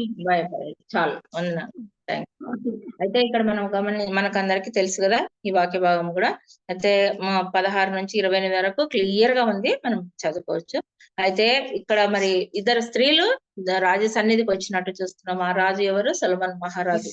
సొలొమోను మహారాజు ఏం అడిగినాడు? దేవుణ్ణి జ్ఞానం అడిగినాడు. అయితే అంతటి జ్ఞానవంతుడు కాబట్టి వారిద్దరికి తీర్పు ఎంత చక్కగా వివరించినట్టు ఆయన దైవ జ్ఞానం నొందిన వాడని గ్రహించి అతనికి భయపడినాడు కదా. కరెక్ట్ గా నిర్ణయం ఏ విధంగా చేసినాడంటే, మరి నిజమైన తల్లి ఎవరో తెలుసుకోవాలంటే కత్తి తీసుకొని వచ్చి మరి ఇద్దరికి చెరొక భాగం ఇచ్చేసేయండి అన్నప్పుడు ఇంకా నిజమైన తల్లి పేగులు తరుక్కపోయినాయి కదా. ఎంత మరి అప్పుడు ఎంత వేదన చెందుతుంది, ఎంత మరి నా బిడ్డ ఎక్కడైనా చాలు బతికితే చాలు అని అనుకుంటుంది కదా. ఆ విధంగా న్యాయం తీర్చినాడు వారిద్దరికి. నిజమైన తల్లి ఎవరో కనుక్కోవడానికి ఆ రాజ మందిరంలో అందరూ కూడా ఎంత ఆశ్చర్యపోయినారు, ఎంత కరెక్ట్ గా ఎంత మంచిగా రాజు జడ్జి చేసినాడని, న్యాయం చేసినాడని. న్యాయం కోసం వచ్చిన ఆ ఇద్దరు స్త్రీలకు న్యాయం జరిగినట్టు చూస్తున్నాం. అన్యాయము న్యాయము. ఇక్కడ 2 విషయాలు మనం చూస్తున్నప్పుడు అన్యాయంతో కొంతమంది ఈ విధంగానే ముందుకు వస్తారు. మా స్థలం అని, మా ఇల్లు అని, మా పిల్ల అని, మా ఇట్లా చూస్తాం. ఇప్పుడు బైబిల్లో దేవుడు మనకి ఇవన్నీ రాయించిన అంటే ప్రస్తుతం జరుగుతున్న పరిస్థితులే కదా. ఇవన్నిటిని మనం చూసినప్పుడు న్యాయం ఎక్కడుంది ఏంటి అనేది మనం దైవ జ్ఞానం చేత మన సొలొమోన్ మహారాజు గారు మరి ఇక్కడ తీర్పిచ్చి వాని అసలైన తల్లిని తృప్తిపరిచినట్టుగా మనం చూస్తున్నాం. ఇది ఏది సమస్య వచ్చినా కూడా మోసపూరితంగా కాకుండా మరి న్యాయంగా మనసాక్షితో ఉండాలని మన దేవుడు, ఎందుకంటే న్యాయవంతుడు. అలాంటి న్యాయవంతుడైన దేవుడు ఆయనే తీర్పరి. మన ప్రతిక్రియ ఈ రోజు ఈ లోకంలో మనం చూసినప్పుడు ఏదైనా మనల్ని ఎవరు చూడడం లేదులే, మనం ఏ పని చేస్తే ఎవరు కూడా మనకి ఏముంది అన్నట్టుగా మనము అనుకుంటాము. కానీ దేవుడు మనలందరినీ చూస్తున్నాడు. ఆయన కనుదృష్టి లోకమంతా సంచరిస్తుందని మనం వాక్య భాగంలో కూడా చూస్తాం కదా. అట్లా ఆ విధంగా మరి మన న్యాయం కొరకు ఉత్తమమైనది మరి న్యాయమును నడుచుకొనుటయు అని మరి దేవుడు ముందే మనకు హెచ్చరించినట్టుగా చూస్తున్నాం. రెండవదిగా చూసినప్పుడు కనికరంను ప్రేమించుటయు, న్యాయం నడుచుకున్నట్టు చూసుకున్నప్పుడు కొన్ని వాక్య భాగాలు మనం చూసుకున్నాము సమయాన్ని బట్టి. అయితే మరి ఇంకా ఎన్నో ఉన్నాయి కానీ మన సమయాన్ని బట్టి కొన్ని చూసుకున్నాము.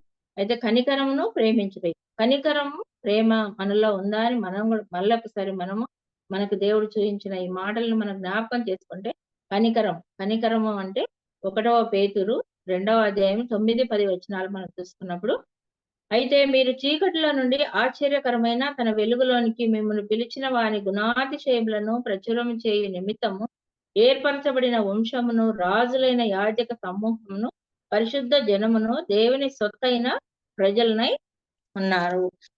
ఉన్నారు.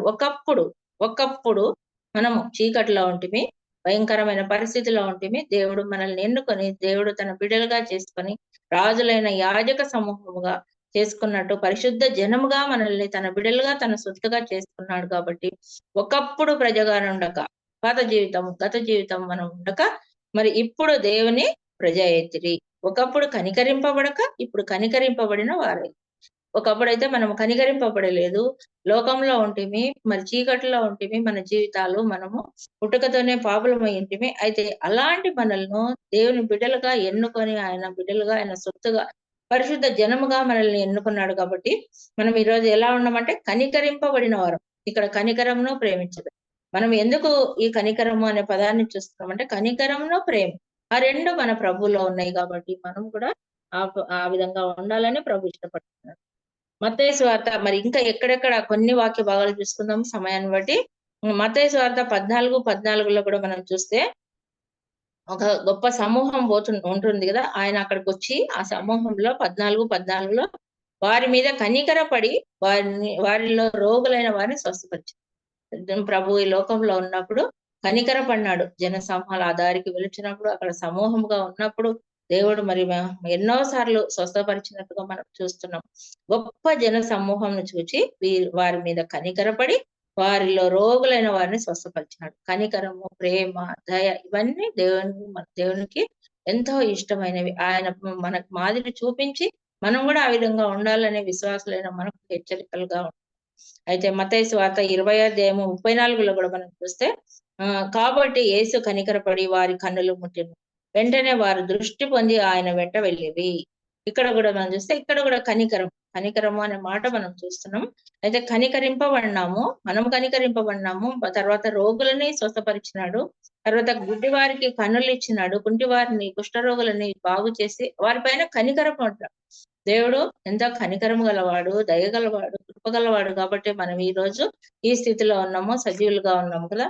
అయితే మరి అంత గొప్ప దేవుడిని కలిగిన మనం ఏ విధంగా ఉండాలని మనం చూస్తున్నప్పుడు కనికరం మనలో కూడా ఎవరైనా అనాథలు ఉంటే, పేదవాళ్ళు ఉంటే, తిండి లేని వాళ్ళు ఉంటే మనం దయ కలిగి కనికరం కలిగి వారిని కూడా ప్రేమించాలి.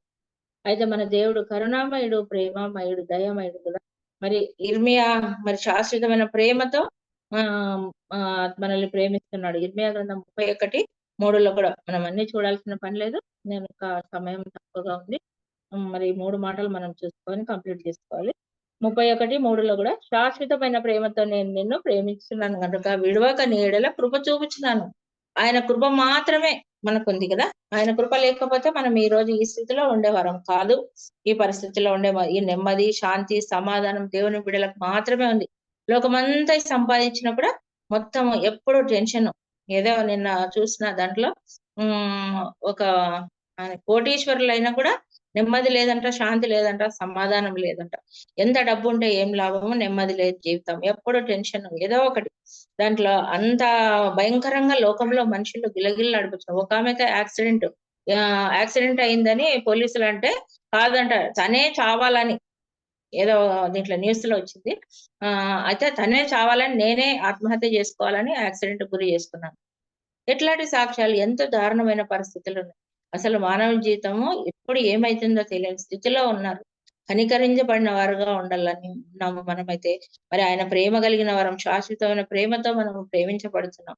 మరి మనం అలాంటి ప్రేమ, మన ప్రభు మనల్ని ప్రేమించినాడు కాబట్టి మనం కూడా ఎలా ఉండాలంట, ప్రేమ కలిగిన వారముగా, కనికరించే వారముగా, ఇతరుల పట్ల అలాంటి కృప చూపించి, ప్రేమ చూపించే వారంగా ఉండాలని చూస్తున్నాం.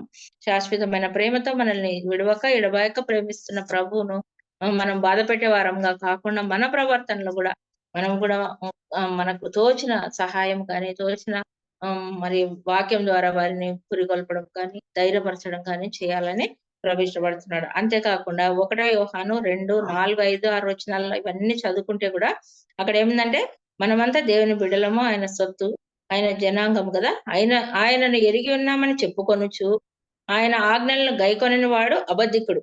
మనం దేవుని బిడ్డలము, విశ్వాసులం అన్నప్పుడు మన క్రియలలో, మన పనులలో, మన మాటలలో మాదిరి లేకపోతే అబ్బా అక్కడ వాక్యం చెప్తుంది అంతే, ఆమె ఏముండదు అసలు, భయంకరంగా ఆమె మాటలు నోరు తెరిచిన ఆమె ప్రవర్తన అంతా ఇట్లుంటది, ఇక్కడ మాట అక్కడ మాట అని ఎన్నో మనం వింటుంటాం కదా.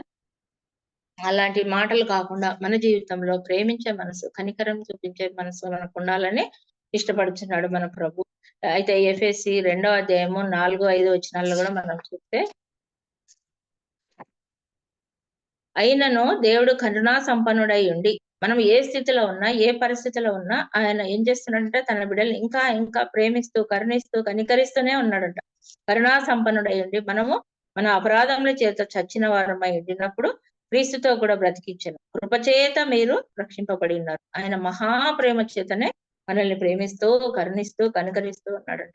అయితే ఆయన ప్రేమ మన హృదయములలో కుమ్మరించబడిందంట. అంతగా ప్రేమిస్తున్నాడు మన ప్రభు.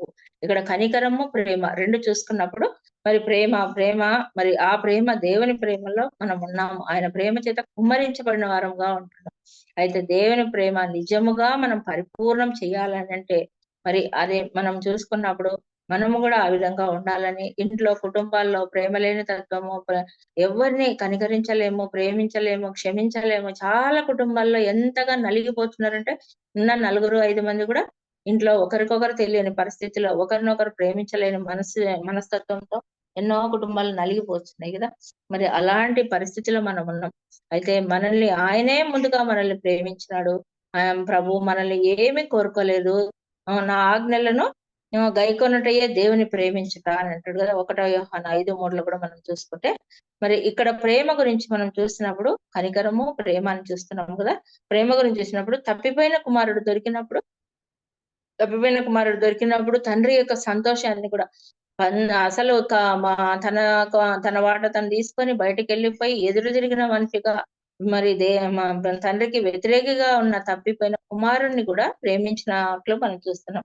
లూకాసు వార్త 15వ అధ్యాయము 20వ వచనం చూస్తే, తప్పిపోయిన కుమారుడు దొరికినప్పుడు కుమారుని మీద తండ్రి ప్రేమ, వాడు ఇంకా దూరంగా ఉన్నప్పుడే దూరంగా అన్ని పోగొట్టుకొని, ఆస్తి అంతా పోగొట్టుకొని, అన్ని పోగొట్టుకొని లాస్ట్ పందుల పొట్టు తిని బ్రతికి మళ్ళీ చివరికి నా తండ్రి ఇంట్లో కనీసము జీతగాళ్ళ దగ్గర నేను ఉండొచ్చు, ఆ జీతగాని లాగా నేను ఉండొచ్చు అని ఎంతగానో తగ్గించుకున్నాడు. అక్కడనేమో అహంకారంతో బయటికి పోయి అప్పుడు నేను బ్రతకలేనా, ఆస్తి అంతా ఉంది అని వెళ్ళిపోయినాడు. మరి అయితే తండ్రి ప్రేమ ఎప్పటికీ మారలేదు. అలాగే మన పరమ తండ్రి ప్రేమ మన తండ్రులలో కూడా మన దేవుడు చూపించిన మాదిరి మనలో కూడా ఉంది. మరి ఇక్కడ తప్పిపోయిన కుమారుడి ఎడలో కూడా తండ్రి అలాంటి ప్రేమనే చూపించినట్టుగా మనం గమనిస్తున్నాం కదా. మరి ఇక్కడ చూసినప్పుడు 15వ అధ్యాయం 20వ వచనంలో, తప్పిపోయిన కుమారుడు దొరికినప్పుడు కుమారుని మీద తండ్రి ప్రేమ, వాడు ఇంకా దూరంగా ఉన్నప్పుడే తండ్రి వారిని చూసి అన్ని మర్చిపోయి కనికరం, ప్రేమ కనికరము అని రెండోదిగా మనం చూస్తున్నాం కదా. ప్రేమ కనికరంతో పరిగెత్తి ఆయన మెడ మీద పడి ముద్దు పెట్టుకొని ఆహ్వానించినాడు. అప్పుడు ఇంట్లో ఉన్న కుమారుడు ఏమైనా ఇంత తొందర, ఎంత సంతోషంగా ఉన్నాడు అని ఓడల్ని కొయ్యాలి, మరి కొవ్విన దూడలను కోసి అందరికి విందు చేయాలా, అది ఇదని ఉంగరము బట్టలు అన్ని సిద్ధపరిచి ఎంత ప్రేమతో అక్కడ దూరంగా వస్తుంటేనే కూడా ఎంతో మరి సంతోషపడి తన మెడవైన ముందు పెట్టి ఆహ్వానించినట్టుగా మనం చూస్తాం. అలాగే మన ప్రభువు కూడా మరి ఎన్నో సార్లు తప్పిపోయిన మనల్ని ప్రేమిస్తున్నాయి కరుణిస్తూ కనికరిస్తూ అన్నట్టుగా మనం జ్ఞాపకం చేస్తున్నాం. ఇప్పుడు మనం 3 మాటలుగా చూస్తున్నాం. ఉత్తమమైనది మరి మీకా గ్రంథము 6:8 మనుషుడా ఏది ఉత్తమమో అది నీకు తెలియజేయబడింది. మంచి చెడులు ఉత్తమమైనవి నీకు తెలియజేయబడింది. దాంట్లో మనం న్యాయంగా నడుచుకోవడంలో కొన్ని మాటలు తీసుకున్నాం. కనికరంలో ప్రేమించడంలో కొన్ని మాటలు తీసుకున్నాం. అయితే ఇప్పుడు దీన మనస్సు కలిగి నీ దేవుని ఎదుట ప్రవర్తించుటయు ఇంతే కదా యెహోవా నిన్ను అడుగుచు. మరి చివరిదిగా మనం 4వదిగా చూస్తే దీన మనస్సు మనం ఎందుకు కలిగి ఉండాలి, న్యాయంగా ఎందుకు నడుచుకోవాలి, కనికరము ప్రేమ మనలో ఎందుకు ఉండాలి అని కొన్ని మాటలు మనం జ్ఞాపకం చేసుకున్నాం. ఆయన మహాప్రేమ చేత మనల్ని ప్రేమించినాడు. అలాంటి ప్రేమ మనలో కుమ్మరించబడింది కాబట్టి మనం కూడా అలా ప్రేమ కలిగిన వారంగా ఉండాలని చూసుకుంటున్నాం. అయితే మరి 4వదిగా దీనులు అంటే ఇక్కడ మనం చూసుకున్నప్పుడు మత్తయి సువార్త 11:29 నేను సాత్వికుడను దీన మనసు గలవాడును. కదా మన దేవుడు ఎవరు? సాత్వికుడు దీన మనసు గలవాడు. ఇక్కడ దీన మనసు కలిగి నీ దేవుని ఎదుట ప్రవర్తించుతాయి. నీ దేవుడు మనల్ని అన్ని చూస్తున్నాడు కాబట్టి చూసినప్పుడు మనం దీనంగా ఉన్నామా, దీన మనసు కలిగి విరిగి నలిగిన మనసుతో దేవుని సన్నిధికి వస్తున్నామా లేదా అనేది కూడా ప్రభువుకు తెలుసు. ఏదో నామకార్థ ప్రార్థన చేస్తున్నామా, వచ్చిన మాటలే వల్లిస్తున్నామా, బైబిల్ అంతా కూడా ఒకసారి మనం అన్ని వర్డ్స్ పెట్టి ప్రార్థన చేస్తున్నామా, హృదయపూర్వకంగా యథార్థంగా దేవుని సన్నిధిలో మనము కుమ్మరించి దీనులమై విరిగి నలిగిన మనసు గలవారమై మరి ఆయన సన్నిధికి రావాలని ప్రభు ఇష్టపడుతున్నాడు. అయితే మరి విరిగి నలిగిన మనసు కలిగిన వరముగా దీనులముగా మనం జ్ఞాపకం చేసుకున్నప్పుడు కీర్తనలు 34:6 మనం చూస్తే ఇక్కడ దీనులని ప్రభు జ్ఞాపకం చేసుకున్నాడు. 34:6 కీర్తన గ్రంథం కీర్తనలు 34:6 దీనుడు మొరపెట్టగా యెహోవా ఆలకించును, అతని శ్రమలన్నిటిలో నుండి అతన్ని రక్షించాడు. నిజమే, మరి మనం ఎన్నోసార్లు శ్రమలో బాధలో మరి హన్నాని జ్ఞాపకం చేసుకున్నప్పుడు ఆమెకు ఒక శ్రమ వచ్చింది, ఆ వేదన వచ్చింది. అలాంటప్పుడు ఆమె ఏం చేసింది? దేవుని సన్నిధిపై కుమ్మరించింది దీనురాలిగా. ఇక్కడ దీనత్వం, మన ప్రభువు దీనమైన మనసు కలిగిన ఉండండి అని మనకు జ్ఞాపకం చేసిన విధంగా ఆయన సాత్వికుడు దీన మనసు కలవాడు. మనం కూడా దీనులమై ఆయన సన్నిధికి రావాలని ప్రభువు కోరుకుంటున్నాడు. అయితే ఆయన ఏది అడగలేదు కదా. మరి ఇక్కడ మీకా గ్రంథంలో మనము 6:8 చదువుకున్నాం కదా.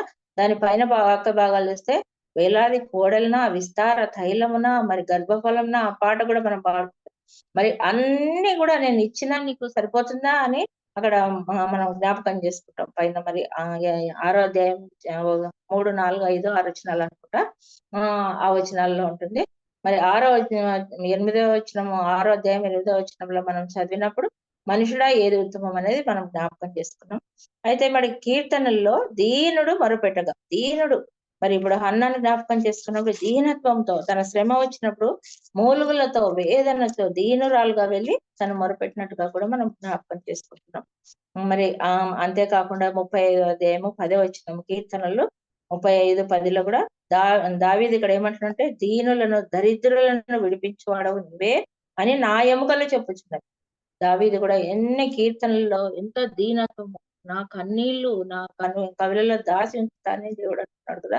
మన శ్రమ, మన బాధ, మన ఇబ్బంది ప్రతి ఒక్కటి దేవుని సన్నిధిలో కుమ్మరించినప్పుడు తప్పకుండా వెంటనే మనకు సమాధానం రాకపోయినా తగిన సమయం అందు దేవుడు మనల్ని తృప్తిపరిచేవాడుగా ఉంటున్నాడు. అయితే దీనులై ఉండండి, మీరు కూడా దీనత్వం వహించండి. మీరు గర్విష్ఠులుగా అహంకారులుగా ఈ రోజు మనకు దేవుడు ఉన్నత స్థితి ఇచ్చినా లేని స్థితి ఇచ్చినా ఉన్నత స్థితి ఇచ్చినా ఏ స్థితిలో ఉన్నా కూడా మనం ఏ విధంగా ఉండాలంటే దీనులమై ఉండాలి. తగ్గింపు స్వభావం లేకపోతే మనం కష్టపడాల్సి వస్తుంది. తాము తగ్గించుకున్నవాడు హెచ్చింపబడుతుంది కదా. దేవుడు సృష్టి అంతా కూడా ఆయన మాట చేత సెలవిచ్చిన మరి సృష్టించిన దేవుడు. అయితే ఒక్క నిమిషంలో ఇప్పుడు ఫ్లైట్లు ఏ దానిపైన గ్యారెంటీ లేదు జీవితం. ఫ్లైట్లు, ట్రైన్లు మరి ఎక్కడ చూసినా యాక్సిడెంట్లు భయంకరమైన ఘోరంగా కుప్పగూలిపోతున్నాయి. మరి ఇప్పుడు ఆ కొండ చర్యలు కూలిపోవడము, ఎన్నో కుటుంబాలు, ఎన్నో. మనమైతే ఈ రోజు ప్రశాంతంగానే ఉన్నాం. దేవుని దయ వల్ల, ఆయన కృప మాత్రమే. ఎన్నో కుటుంబాలు ఎంత భయంకరమైన చిన్న పరిస్థితిలో ఉన్నాయి కదా. అలాంటి మనము దీనులు అయ్యి ఆయన సన్నిధికి వచ్చి మన ప్రతి పరిస్థితిని ఆయన సన్నిధిలో ఉండాలి. నేనేం కోరుకోవడం లేదు, దీని మనసు కలిగి నా ఎదుట దేవుని ఎదుట ప్రవర్తించుటయు కదా. మరి 1 పేతురు 5వ అధ్యాయము 5-6 వచనాలు కూడా మనం చూస్తుంటే, 1 పేతురు 5వ అధ్యాయము 5-6 వచనం. చిన్నపిల్లలారా, మీరు పెద్దలకు లోబడి ఉండుడి. మీరందరూ ఎదుటి వాని ఎడల దీన మనస్సు అను వస్త్రమును ధరించుకొని మిమ్మల్ని అలంకరించుకొనడి. దేవుడు అహంకారులను ఎదిరించి దీనులకు కృప అనుగ్రహించు. దేవుడు తగిన సమయమందు మిమ్మల్ని హెచ్చించినట్లు ఆయన బలిష్టమైన చేతి కింద ఏ విధంగా ఉండాలంటే దీన మనస్కులై ఉండాలి. 1 పేతురు 5-6 వచనాలు, 5వ అధ్యాయం 5-6 వచనాల్లో మనం చూసినప్పుడు పెద్దలకు లోబడుడి. చిన్నపిల్లలకు హెచ్చరిక ఉంది, ఇక్కడ మనకు హెచ్చరిక ఉంది, అందరికీ హెచ్చరిక. దీన మనసు అను వస్త్రాన్ని మనం ధరించుకోవాలంట, దీనులమై ఉండాలంట, ఆయన కృప కొరకు మనం ఎదుర్కొచ్చే వారంగా ఉండాలి. మరి అంతేకాకుండా దీన మనస్కులై ఆయన చేతి కింద, బలిష్టమైన చేతుల కింద మీరు ఉండండి. నిజమే, మనం ఆయనను ఆశ్రయించినప్పుడు, ఆయన దగ్గర ఉన్నప్పుడు, ఆయన సన్నిధిలో మనం ఉన్నప్పుడు, మనము దేవుని ఆనుకొని ఆధారంగా చేసుకున్నప్పుడు, ఆయనే మన ఆధారము, మన కోట, మన కొండ, మన సమస్తమైన దేవుడుగా ఉంటున్నాడు. మనం ఏది అడిగినను ఆయన కనికరంతో మనల్ని ప్రేమించి దీన మనస్సులను ఆయన చూస్తున్న దేవుడు, ఎరిగిన దేవుడు, వారి పరిస్థితులను, స్థితిగతులను మార్చే దేవుడు. అయితే ఇలాంటి ప్రభువును కలిగిన మనము, మరి రోమా టైం అయిపోతున్నట్టుంది, 5:02 సిస్టర్, ఒక 10 నిమిషాల్లో ముగిచ్చేస్తాను.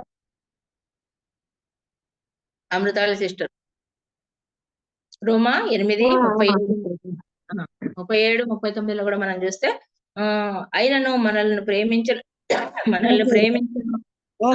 తీసుకోండి. సరే, ఆయనను మనల్ని ప్రేమించిన వారి ద్వారా మనం అన్నిటిలో అత్యధిక విజయం పొందాల. మన జీవితంలో మనం విజయం పొందాలి. మరి మన జీవితంలో సక్సెస్ గా మనం దేవుని సన్నిధిలో ఉండాలి. మన జీవితం ఈ లోకంలో మరి ఏ విధంగా జీవించాలని మనం చూసుకున్నప్పుడు, రోమా 8వ అధ్యాయం 37-39 వరకు చదివితే, మరి నేను సమయాన్ని బట్టి తొందరగా చెప్పేస్తున్నాను. అత్యధిక విజయం మన జీవితాల్లో, దేవుని బిడ్డలుగా మనం అత్యధిక విజయులమై ఉండాలా. ఆయన దేవదూతలైన మరణమైనను మనల్ని తాకదు. మొన్న ఒకసారి జోయల్ కు బాగలేనప్పుడు, చాలా మన మానవ మాత్రలం కదా, కొన్నిసార్లు కింద పడ్డాడు. అది 24 hours అనస్థీషియా అని. జోయల్ పింకి ఏంజల్ వాళ్ళకి చిన్న బాబు. మరి ఇక్కడే ఉన్నాము అందరం, హైదరాబాద్ లోనే. కింద పడిన వెంటనే తెల్లవారుజామున 5 గంటలకు ఫోన్ చేసి నేను పాల్ సిస్టర్ కూడా చెప్పిన, పాలు చెప్తే మళ్ళీ ఉదయం మా అమ్మకి చెప్తాను, ఇప్పుడు పడుకున్నారేమో, డిస్టర్బ్ చేయడం ఎందుకంటే, అప్పటికే సిస్టర్ లేచి మళ్ళీ పాపకు ఫోన్ చేసి, దేవుడు మళ్ళీ నాకు కూడా మళ్ళీ తర్వాత ఫోన్ చేసి, అమ్మ మన బిడ్డల్ని దేవుడు మరణానికి అప్పజెంపాడు కదా, విషయాల్లో ఉంది కదా, ఎందుకు అధైర్యపడుతున్నావు, ఎందుకు బాధపడుతున్నావు, మన దేవుడు గొప్పవాడు అని ధైర్యపరిచారు. అట్లా అసలు దేవుడు మనల్ని మరణమైనను, జీవమైనను, దేవదూతలైనను, ప్రధానులైనను, ఉన్నవైనను, రాబోవునైనను, అధికారులైనను క్రీస్తు యేసునందలి దేవుని ప్రేమ నుండి, నిజమే కదా, ఆయన ప్రేమ నుండి మనల్ని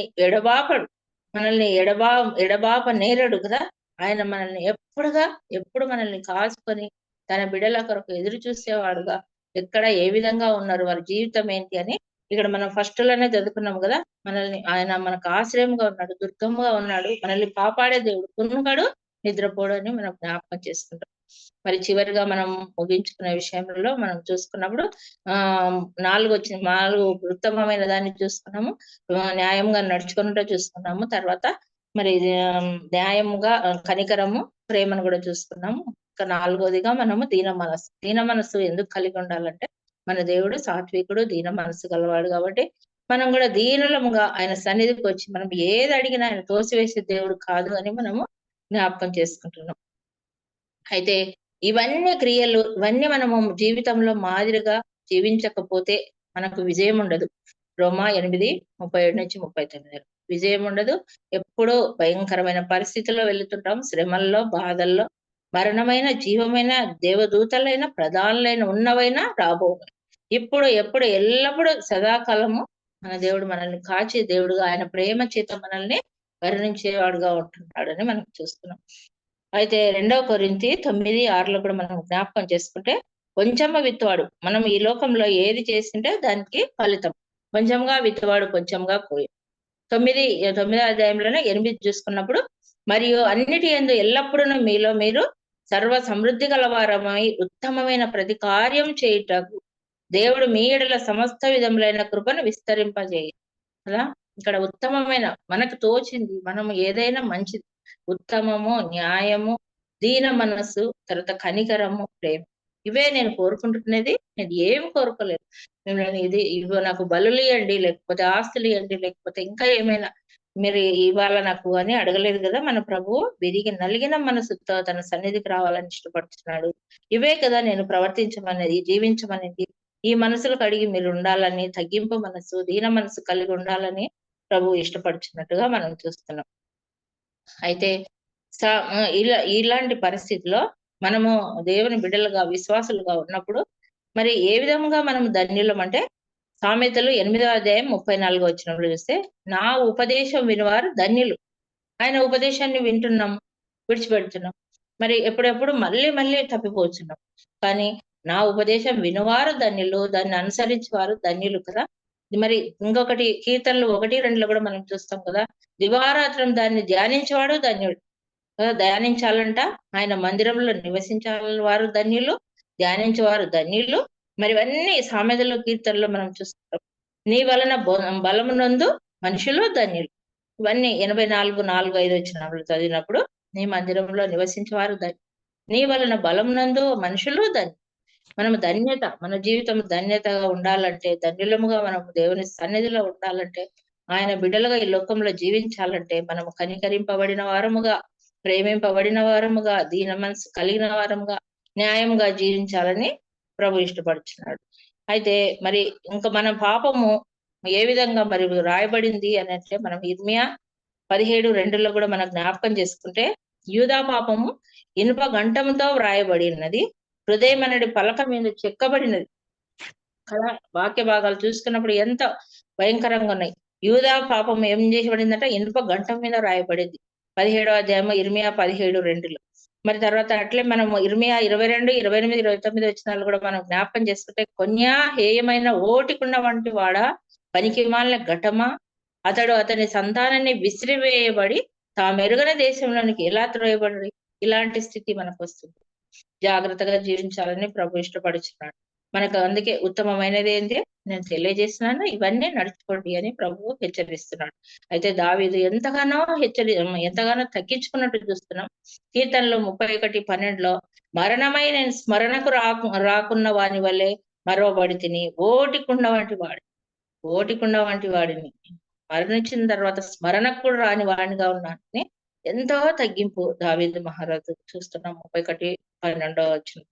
మరి చివరిగా మరి ఒక విశ్వాసి జీవితం ఏ విధంగా ఉండాలంటే, మరి మనము చదువుకున్న వాక్య భాగాన్ని చూస్తున్నప్పుడు, మనుషుడా ఏది ఉత్తమమో అది నీకు తెలియజేయబడినది, న్యాయముగా నడుచుకుంటాయో, కనికరంను ప్రేమించుటయో, దీన మనసు కలిగి నీ దేవుని ఎదుట ప్రేమించుట. ఇంతే కదా నేను కోరుకున్నది, నేను ఇష్టపడింది, నా బిడ్డల గురించి నేను ఆశించింది అని దేవుడు అంటున్నాడు.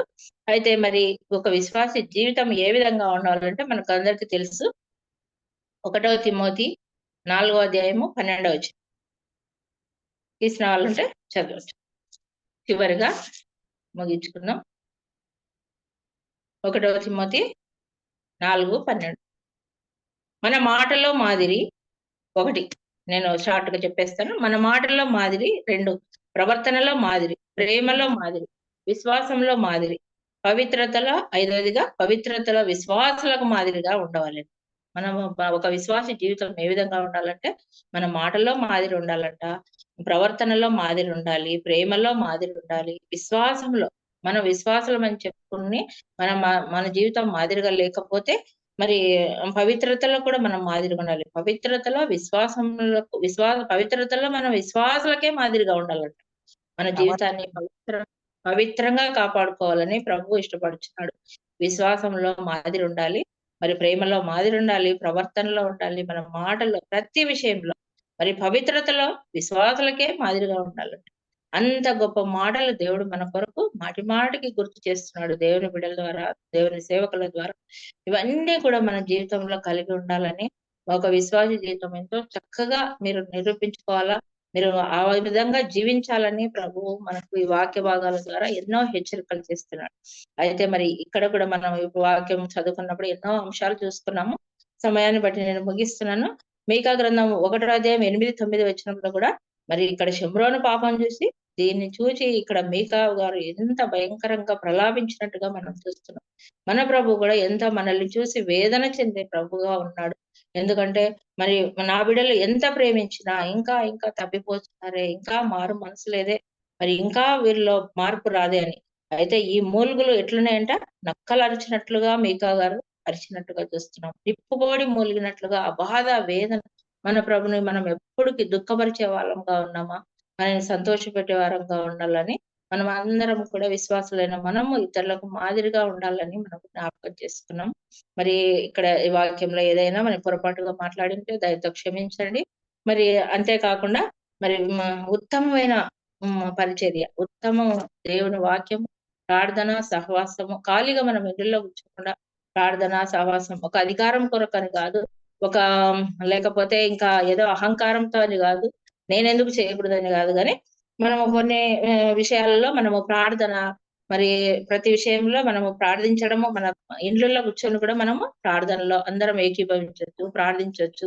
మేము షాలోం దాంట్లో గచ్చిబౌలి స్థానిక సంఘంలో అన్నిట్లో ఎందుకున్నామంటే కనీసం ఆత్మీయంగా మేము బలపడాలని, అన్నిటిలో అన్ని సంఘాలలో, అంటే స్థానిక సంఘమైన అనంతపూర్, మరి తర్వాత షాలోం చర్చి దాంట్లో ఆల్ నైట్ ప్రేయర్ లో పాల్గొనడం, మరి తర్వాత ఇక్కడ అన్ని కూడికలు, బుధవారం బైబిల్ స్టడీ గచ్చిబౌలి హైదరాబాద్ లో, మరి తర్వాత శుక్రవారం విజ్ఞాపనలు, అట్లా అన్నిట్లో మనము మళ్ళీ రోజు ఎస్టేర్ ప్రేయర్ వారియర్స్ అన్ని మీటింగులు. మరి శుక్రవారం పుట్టపర్తి స్థానిక సంఘం, ఆ సంఘంలో అక్కడ సేవకుడు లేరు కాబట్టి సామెలన్న అక్క వచ్చి చూసుకుంటుంటారు.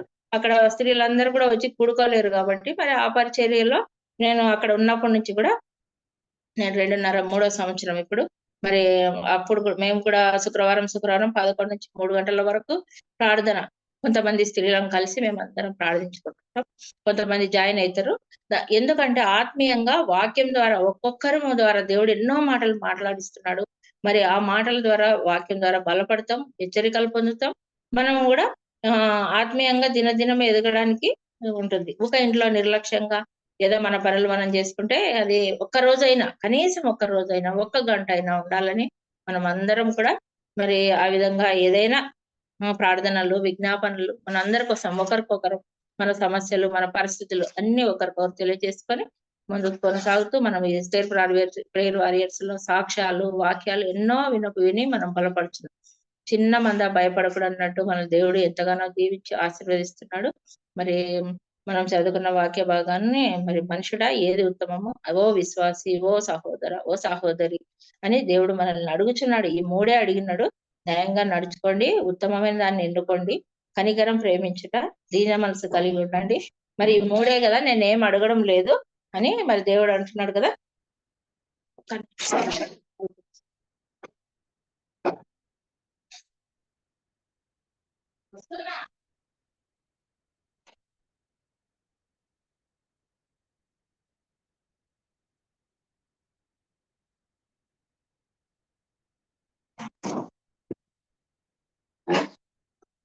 ఈ 3 మాటలు మనం దేవుని సన్నిధిలో ఇంతవరకు ధ్యానించినాము. మరి మీరందరూ ఓపికగా విన్నందుకు మీకు కూడా అందరికీ వందనాలు. దేవుని నాకు అవకాశం ఇచ్చినటువంటి కేజీ సిస్టర్ కూడా వందనాలు. మరి నాకు ఇచ్చిన ఈ అవకాశాన్ని బట్టి దేవునికి స్తోత్రములు చెల్లిస్తూ ఇంతటితో ముగిస్తాను.